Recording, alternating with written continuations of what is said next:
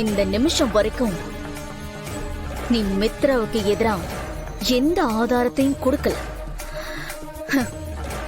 அதனால உன்னால எங்களுக்கு எந்த பிரச்சனையும் இல்ல. போமா, போ போ போ.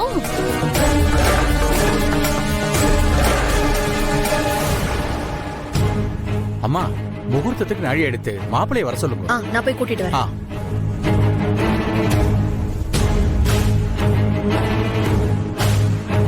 மாப்பிள்ளையே கூட்டிட்டு வர சொல்லிட்டாங்க. பாட்டி இன்னும் ஆளை காணுமே. மித்ராவோட கல்யாணம் நடக்கணும்னு ஆசைப்பட்டதே பாட்டி தான். ஆனா அவங்க இப்ப இல்லாம இந்த கல்யாணம் நடக்கிறத நினைச்சா ரொம்ப வருத்தமா இருக்கு. அம்மாவும் அப்பாவும் வரல, அவங்களுக்கும் ஆக்சிடென்ட் ஆகி யாரும் வர முடியாம போயிடுச்சு.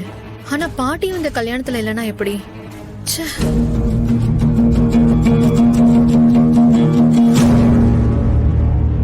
இவரை எங்க ஆளை காணோம்? எங்க போயிருப்பாரு? நந்தினி இங்கதான் இருக்கு. ஓ, இங்கதான் இருக்கீங்களா? முகூர்த்தத்துக்கு நேரம் ஆயிடுச்சுன்னு உங்களை புரோகிதர் வர சொல்லியிருந்தாரு.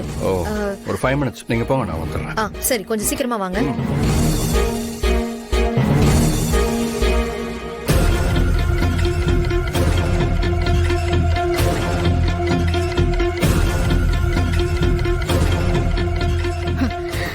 இப்படி திரும்பி என்ன பார்த்து நின்னுகிட்டு இருந்தா என்ன அர்த்தம்?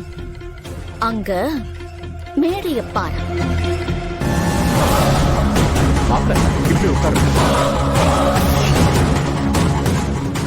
என்ன பாரதி, ஷாக் ஆயிட்ட போல?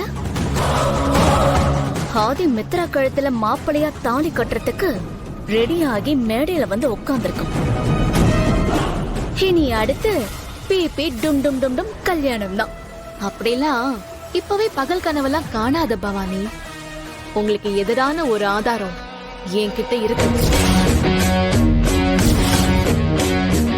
ராஜேஸ்வரி அம்மா எப்ப வருவாங்கன்னு தான் நானும் வெயிட் பண்ணிட்டு இருக்கேன்.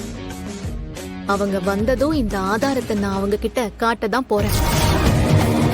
அவங்க நியாயமா நடந்துப்பாங்கங்கிற நம்பிக்கை எனக்கு இருக்கு.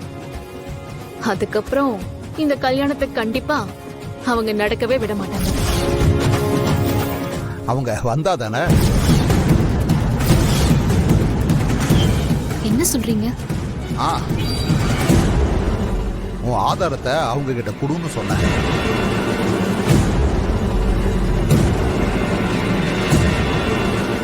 ஏதோ ஒரு விஷயம் தப்பா இருக்கே. ஆனா என்னன்னு தான் தெரியல. இவங்க 2 பேரையும் பார்த்தா சந்தேகமா இருக்கு.